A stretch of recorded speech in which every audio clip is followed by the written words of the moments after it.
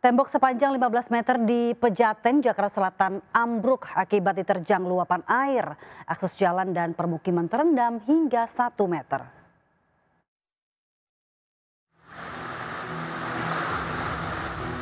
Air meluap mengalir deras di permukiman warga di Jalan Empang 3 Raya Pejaten, Jakarta Selatan. Banjir setinggi 1 meter ini melumpuhkan aktivitas warga. Akses jalan Kalibata menuju Rawajati tak bisa dilalui kendaraan. Peristiwa terjadi setelah tembok pembatas jalan sepanjang 15 meter roboh. Saluran air di balik tembok mampet tak kuat menahan derasnya hujan yang berlangsung sepanjang hari. Material tembok menimpa lapak pedagang. Sebagian tembok tertahan tiang penyangga kabel listrik. Dari Jakarta, Helmi Sajangbati melaporkan. Polisi berhasil meringkus pelaku pembunuhan pengemudi ojek online di Kabupaten Bogor setelah 2 hari buron. Motif pelaku membunuh lagi adalah untuk menguasai harta yakni sepeda motor dan handphone korban. Berikut laporan khas Sergap.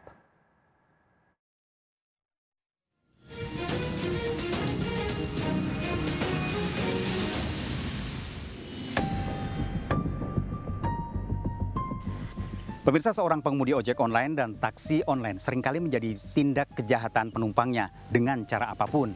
Seperti yang terjadi di desa Cibeber 1, Lewiliang, Bogor, seorang pria tewas dengan sejumlah luka. Korban kehilangan sepeda motor dan handphonenya.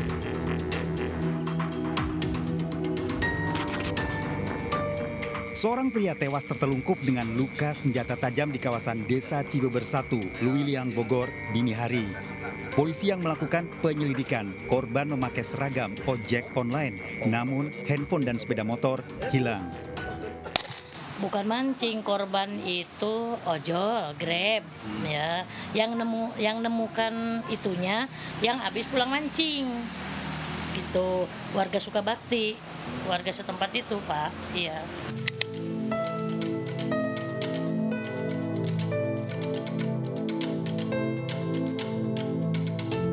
Korban Rudi Suwandi beralamat di desa Lui Sadang, Bogor. Korban yang berprofesi sebagai ojek online sejak 6 tahun lalu, mulai siang hari telah berangkat. Bahkan hingga malam hari, korban masih mengambil orderan ojek online hingga ditemukan tewas. Pelaku pembunuhan telah ditangkap polisi, seorang residivis. Motor korban dan HP korban diambil oleh pelaku. Dan ini sindikat apa nih? Untuk saat ini pelaku tunggal. Kejadian bermula saat Rudi menerima pesanan ojek online beralamat di desa Cibeber 1 dan langsung menerima. Rudi meluncur ke lokasi dan menemui calon penumpang, Roli Kurniawan. Keduanya bertemu dan meluncur menuju tujuan. Di tengah jalan, Roli meminta kendaraan korban serta mengacungkan senjata tajam hendak meminta motor. Korban melawan, namun dianiaya hingga terluka dan tewas. Pelaku mengambil tas, handphone, serta sepeda motor korban. Ya, dia minta anterin ke sini, ke situ, cuma nggak jelas. Nah, itu untuk mengantisipasi pembegalan gitu, ada unsur kejahatan udah pasti itu. Daerah-daerah rawan saya nggak pernah ambil. Iya, apalagi kalau malam gitu. Tersangka terancam hukuman 12 tahun penjara. Pemirsa, dalam kasus pembegalan di Cibeber 1, Lewiliang, Bogor, korban berencana akan menjemput pelaku. Ternyata menjadi titik penghabisan. Selalu hati-hati dan tetap waspada. Ratusan miliar rupiah dan mobil mewah disita dari sindikat judi online hasil pencucian uang.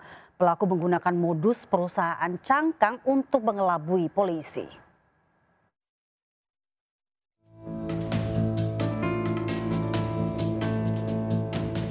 Satu mobil box terisi penuh uang pecahan Rp100.000 dengan total lebih dari Rp530 miliar.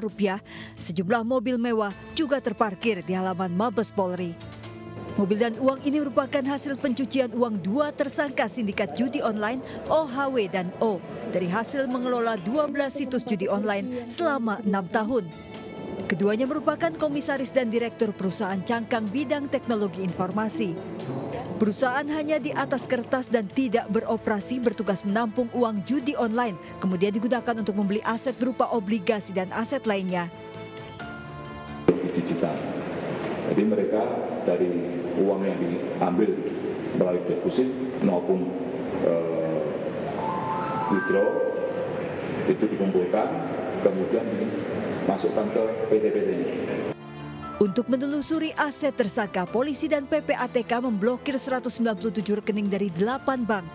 Kedua tersangka dijerat pasal berlapis, terancam 20 tahun penjara. Dari Jakarta, Helmi Sajangbati, iNews melaporkan. Pemirsa, 11 jenazah guru SD korban kecelakaan truk tabrak angkot di Purworejo, Jawa Tengah telah teridentifikasi. Sebelumnya 6 jenazah sulit dikenali karena kerasnya hantaman truk membuat angkot hancur berkeping-keping.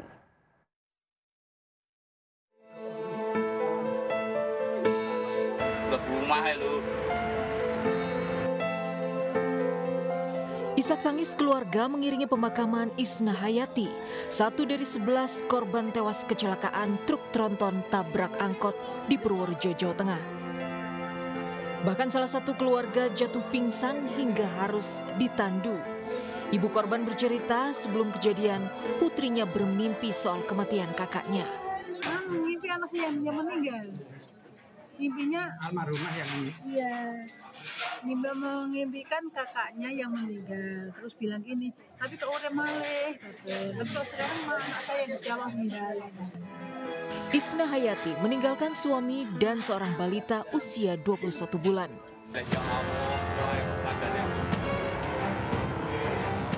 Kecelakaan tragis menimpa rombongan guru SD asal Magelang yang hendak melayat ke Purworejo.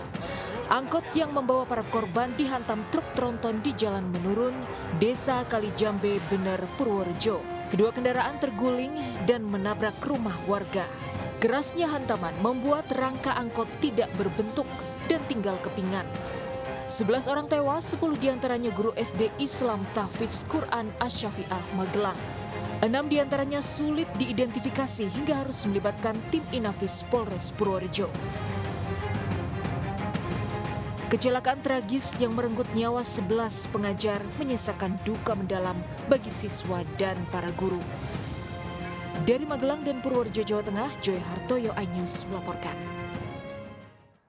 Pemirsa, sebuah minibus terbakar di ruas tol Bandara Soekarno-Hatta arah Jakarta. Kobaran api tiba-tiba keluar dari bagian mesin, diduga akibat korsleting.